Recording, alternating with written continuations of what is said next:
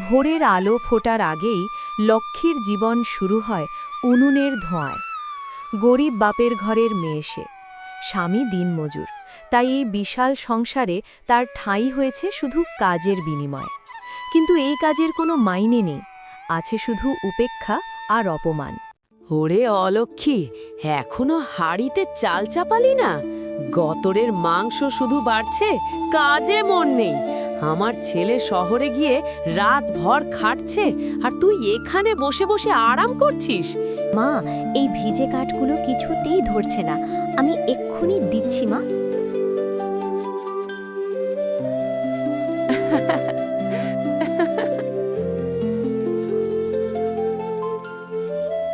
সকালের খাবার মানে লক্ষ্মীর জন্য এক নতুন পরীক্ষা। সকলের পাতে খাবার তুলে দেওয়ার পর তার জন্য বরাদ্দ থাকে কটু কথা আর থালার একপাশে পড়ে থাকা বাসি পান্তা। বৌমা, তোর হাতে বুঝি আজ নুন দিতেও কষ্ট হচ্ছিল? দেখলি নুন কম হয়েছে, নাকি তোর বাপের বাড়ির নুন আনতে পান্তা ফুরোয়, তাই বুঝি এ বাড়িতেও নুন দিতে কার্পণ্য করছিস? আমার তো মনে হয় এইসব গরিবের ঘর থেকে আসা মানুষের স্বভাব। ভালো জিনিস দেখলে পেটের ভেতরে জ্বলে। মা, আমি বরং আজ শহরের দিকে যাই, মনটা ভালো নেই। আমি দুঃখিত দিদি শাশুড়ি, নুনটা মনে হয় কম হয়ে গিয়েছে। আমি পরের বার। থাক থাক, আর নাটক করতে হবে না। শোন, এখন যা, পুকুর থেকে গাদাখানেক বাসন মেজে আয়। আর হ্যাঁ, ফেরার পথে যেন কোনো ছেলের দিকে চোখ তুলে তাকাস না। আমাদের বংশের মান সম্মান ডুবিয়ে দিতে তোরাই তো যথেষ্ট। লক্ষ্মী বাসন মেজে কাপড় কেচে সারা দিন এই অত্যাচার সহ্য করে চলেছে। তবুও সে স্বপ্ন দেখে একদিন হয়তো তার স্বামী তাকে এই নরক থেকে মুক্ত করবে। কিন্তু সেই মুক্তির দিন কি সত্যিই আসবে? সন্ধ্যায় সব কাজ মিটিয়ে লক্ষ্মী যখন নিজের ঘরে ফেরে, তখন তার শরীর ক্লান্তিতে ভেঙে পড়ে। সে তাকিয়ে থাকে দরজার দিকে, তার স্বামী মোহন, যার কাছে সে সামান্য আশ্রয় আশা করে। কিন্তু মোহনও যেন এই পরিবারের চাপে আর অভ্যেসে নীরব হয়ে গিয়েছে।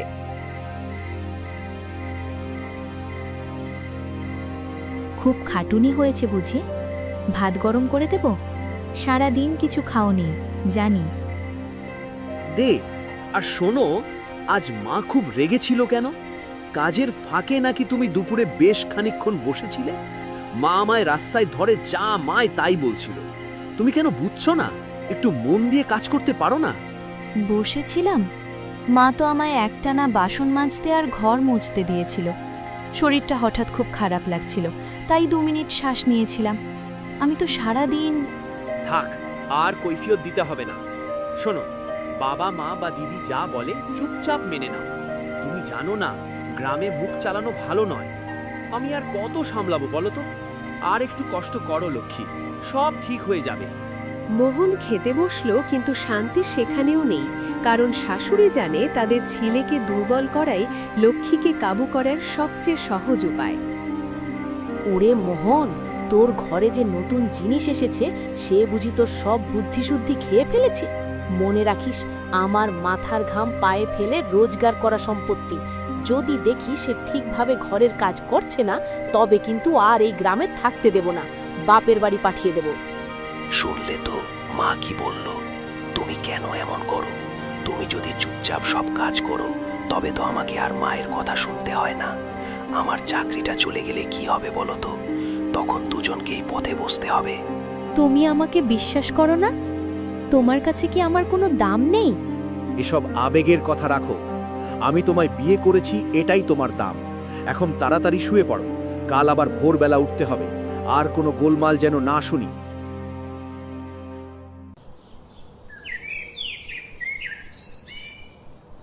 এই বাড়ির সবচেয়ে বিষাক্ত মানুষ দুজন, ননদ আর দিদি শাশুড়ি। লক্ষ্মীকে আরও নিচে নামানোর জন্য তারা সর্বদা নতুন ফোন দিয়ে আঁকে। লক্ষ্মীর বিয়ের সামান্য গহনার দিকেই এখন তাদের চোখ। ও দিদি শাশুড়ি, আমার তো মনে হয় নতুন বৌমাটা ওই 2টো সোনার দুলকে বড্ড বেশি অহংকার করে। বাবা মা ওকে ওইটুকুই দিয়েছে, তাও সে সাজগোজ করে ঘুরে বেড়ায়। আমাদের তো এত বড় সংসার, সেখানে ওর ওই একরত্তি জিনিস মানায়? মানায় না, একদম না। গরিবের গহনা দেখলে লোভ হয়। তোর মাকেও বলেছি গহনাগুলো ওর হাত থেকে খুলে নিতে হবে। এ বাড়ির নতুন বউ, ওর অলংকার ওর স্বামীর হাতেই থাকা উচিত। আর তোর যে কিছু হবে না সে কি ভাবছিস? তোর জন্যেও একটা কিছু করা দরকার। ঠিক বলেছ দিদি শাশুড়ি, তুমিই বলো, ওর হাতে দুল থাকলে আমার কেমন লাগে? তুমি মাকে বলে ব্যবস্থা করো, নইলে আমি নিজেই হাত থেকে টেনে নেব। দিদি শাশুড়ির কথা শাশুড়ির মাথায় ঢুকে গেল। লক্ষ্মীর শেষ সম্বলটুকু কেড়ে নেওয়ার জন্য শাশুড়ি তৈরি। ওরে লক্ষ্মী, এদিকে আয়। শোন, তোর ওই কানের দুল দুটো এখন থেকে তোর কাছে থাকবে না। এই ঘরের যা কিছু সব এই সংসারের জন্য। ওটা আমার ছেলে মোহনের কাছে জমা থাকবে। মা, দয়া করে এ কথা বলবেন না। ওটা আমার মায়ের শেষ চিহ্ন। আমি কোনোদিন হাত থেকে খুলিনি। দয়া করে এটা আমার কাছে থাকতে দিন। নাটকের শেষ নেই। মায়ের চিহ্ন? তোর মায়ের চিহ্ন দিয়ে কি করবি? যা বলছি তাই কর, এক্ষুনি খুলে আমার হাতে দে, নইলে তোর সঙ্গে যা ব্যবহার করব তাতে তোর বাপের বাড়ির চিহ্ন ভুলে যাবি। তুই কি এই ঘর থেকে বিতাড়িত হতে চাস?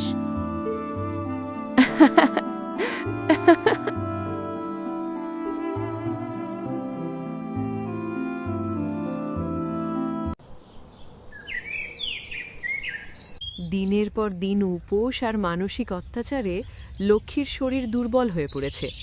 আজ তার জ্বর এসেছে, কিন্তু এ বাড়িতে দুর্বলতা দেখানোর কোনো সুযোগ নেই। কি হলো, দাঁড়িয়ে পড়লি কেন? আবার ফাঁকি দেওয়ার বাহানা? ওসব ঢং আমার কাছে চলবে না। যা, শিগগির আমার কাপড়ের স্তূপটা কেচে শুকিয়ে দিয়ে আয়। তুই কি ভাবছিস তোর জ্বর এলে সংসার থেমে থাকবে? মা, শরীরটা খুব খারাপ লাগছে, মনে হয় জ্বর এসেছে। আমি কাপড়গুলো পরেই কাচব, একটু জিরিয়ে নিতে পারি? উরে বাবা, জ্বর! আর কত নতুন নতুন নাটক দেখাবি? শুনছিস মা, গরিবের ঘরের মেয়ে হলে যা হয় আর কি, সামান্য অসুখ হলেই নবাবের মতো জিরোবে। জল আনতে পারিস না, কিন্তু সাজগোজের সময় তোর কষ্ট হয় না। যা, এক্ষুনি যা। জিরোনোর জন্য তোর বাপের বাড়ি আছে। এ বাড়িতে শুধু কাজ আর কাজ। যদি আজ কাপড়ে একটুও ময়লা থাকে তবে তোকে পুকুরে ডুবিয়ে দেব।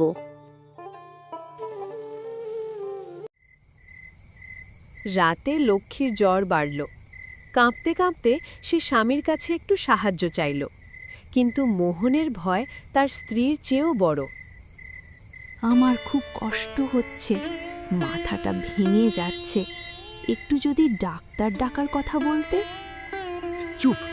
মা শুনতে পেলে কি ভাববে? ডাক্তার ডাক্তার ডাকতে গেলে অনেক খরচ, মা কিছুতেই দেবে না। আর মা বলেছে এসব নাকি তোর ভেক। কাল ভোরবেলা উঠে কাজ করতে পারলেই জ্বর পালিয়ে যাবে। কিন্তু আমি কি মরে যাব? এমন কথা বলো না, শুয়ে থাকো, বেশি নড়াচড়া করো না। আর কাল সকালে ঠিক উঠে যেও, নইলে মা সত্যি রাগ করবে।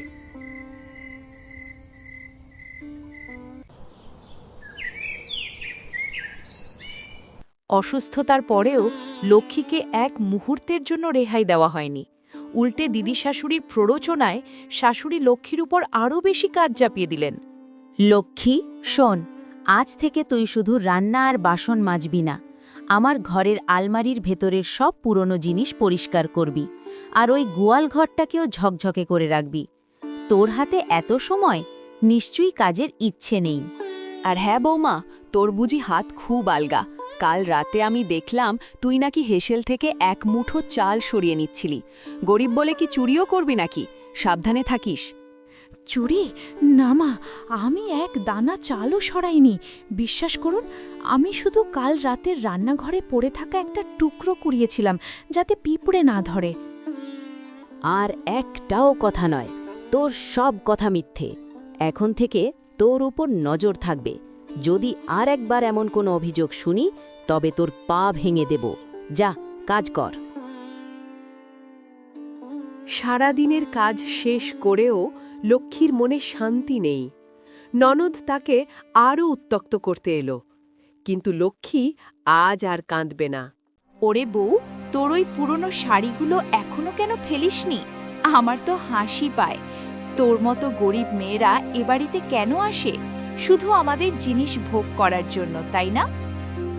শোনো দিদি, আমার কাপড় পুরনো হতে পারে, কিন্তু আমার মনটা তোমার মনের মতো নোংরা নয়। আমি কাজ করি তাই খাই।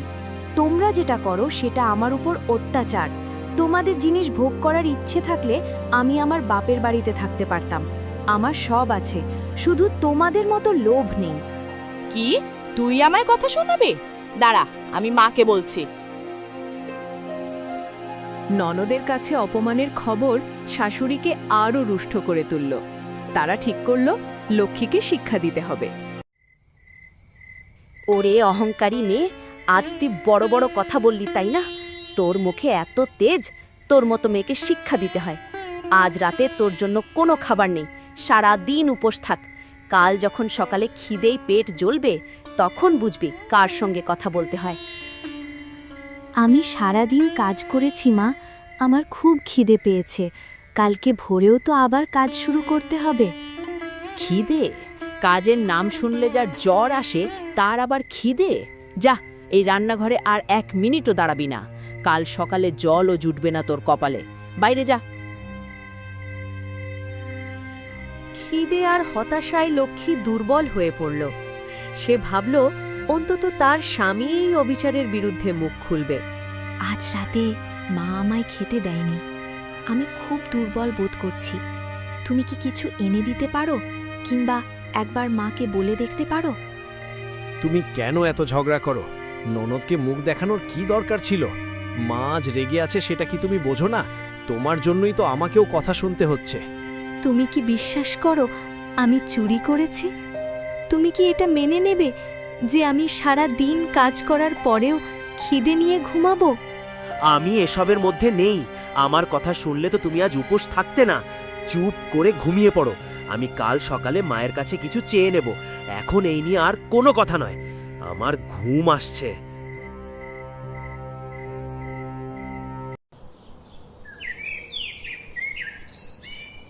সকালবেলা গ্রামের মহিলারা ঘাটে আসে। লক্ষ্মীর মলিন চেহারা এবং বিষণ্ণ চোখ দেখে তারা বুঝতে পারে সে কী কষ্টের মধ্যে আছে, কিন্তু সমাজের ভয়ে কেউ মুখ খোলে না। আরে, মেয়েটার মুখটা দেখ, একদম শুকিয়ে গেছে। শুনেছি শাশুড়ি নাকি তাকে রাতে খেতে দেয়নি। কি নিষ্ঠুর! চুপ কর দিদি, ওসব কথা এখানে বলতে নেই। ওটা তাদের ঘরের ব্যাপার। ওই পরিবারের সঙ্গে ঝামেলা করে কাজ নেই।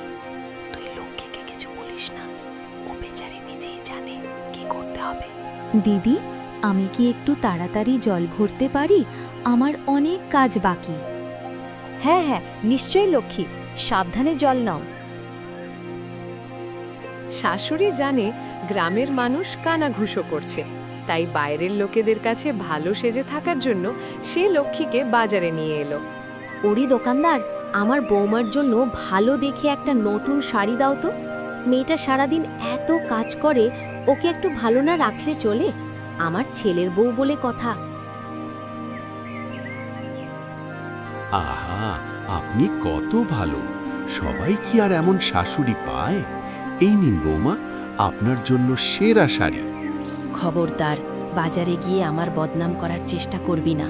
এই শাড়িটা তোর জন্য কিনছি না, গ্রামের লোকেদের চোখ বন্ধ করার জন্য কিনছি। আর একটা কথা, এই শাড়িটা তুই হাতেও পাবি না, আমার আলমারিতে তুলে রাখবো।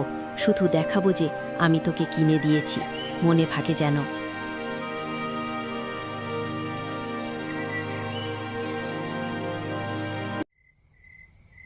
লক্ষ্মীর বাপের বাড়ি থেকে অনেক দিন পর একটা চিঠি এলো। লক্ষ্মীর মনে আশা জাগলো, হয়তো বাবা মা তাকে নিয়ে যাওয়ার জন্য কিছু লিখেছে। লেখেন তো তোর বাবা, আমাদের শরীর ভালো নেই, তোর মার শরীর খারাপ, বিছানা ছেড়ে উঠতে পারছে না। আমাদের এখন কিছু টাকা দরকার, তোরা যদি কিছু টাকা দিয়ে সাহায্য করতে পারিস। দেখলি, তোর বাপ মাও তোকে নিয়ে যেতে পারে না, উল্টে আমাদের কাছে ভিক্ষা চাইছে। আমার বাবা মা অসুস্থ, আমায় একবার দেখতে যেতে দিন। একবার শুধু দেখা করে আসি মা, প্লিজ। না, এখন তোর বাপের বাড়ি যাওয়ার দরকার নেই। যদি এতই চিন্তা তবে যা, আমার ঘরের সব পুরনো কাঁথাগুলো সেলাই করে দে। টাকা কোথায়? টাকা আমরা দেব কেন? তোর বাপের বাড়িটা কি আমরা চালাই? বাপের বাড়ির অবস্থার কথা জানার পর লক্ষ্মী বুঝতে পারল তার স্বামীই তার শেষ আশ্রয়। সে মোহনের কাছে শেষবারের মতো আবেদন জানালো। শোনো, তুমি তো জানো আমি কত কষ্টে আছি। আমার বাবা মাও অসুস্থ। আমাকে এই অত্যাচার থেকে বাঁচাও। চলো আমরা দুজনে এখান থেকে চলে যাই, অন্য কোনো শহরে গিয়ে কাজ করব। তুমি তো কাজ জানো, আমিও যা হোক কিছু করে নিতে পারবো। কোথায় যাব? এই ভিটে মাটি ছেড়ে? তুমি কি পাগল হয়ে গেছো? মা বাবার কথা ভুলে যাব? আমি এসব করতে পারবো না। তুমি যেমন আছো তেমন থাকো, আমাকে আর জ্বালাতন করো না। তুমি কি চাও আমি মরে যাই? তুমি কেন এমন পাষাণ হয়ে যাচ্ছ? আমাকে একটু তো ভালোবাসো। ভালোবাসা? দিনের পর দিন আমাকে মায়ের কথা শুনতে হয়, আর তুমি ভালোবাসার কথা বলছো? এসব বন্ধ করো। তুমি কাজ করো, চুপচাপ থাকো, তবেই সবাই শান্তিতে থাকবে। এটাই তোমার নিয়তি।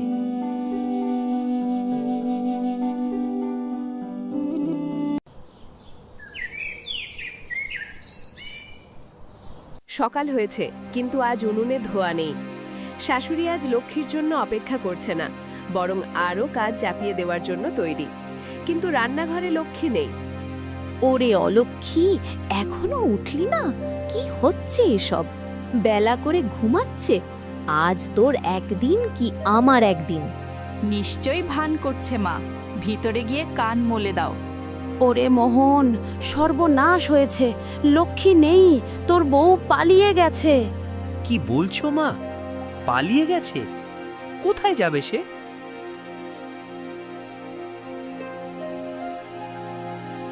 লক্ষ্মী নিখোঁজ হওয়ার খবর দ্রুত গ্রামে ছড়িয়ে পড়ল।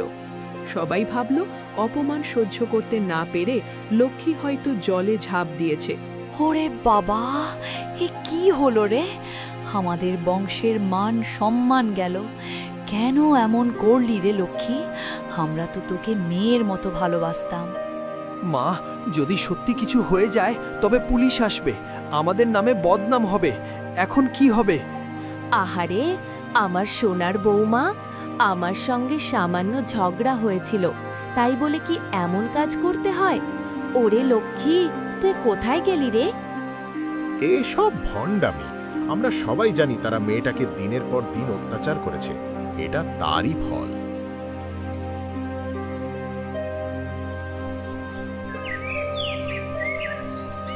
লক্ষ্মী আত্মহত্যার পথ বেছে নেয়নি।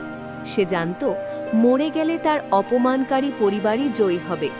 সে ভোর রাতে সামান্য কিছু টাকা আর বাপের বাড়ির চিঠি নিয়ে শহরতলির দিকে হাঁটা শুরু করেছিল।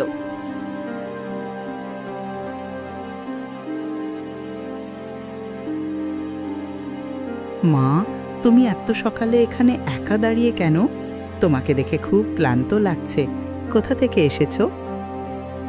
আমি গ্রাম থেকে পালিয়ে এসেছি।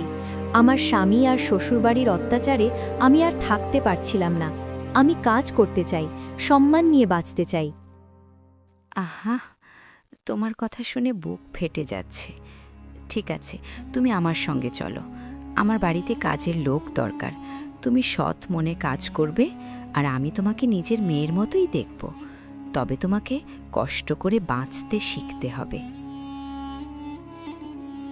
লক্ষ্মীর নিখোঁজ হওয়ার ঘটনা গ্রামে বড় বদনাম ডেকে আনে।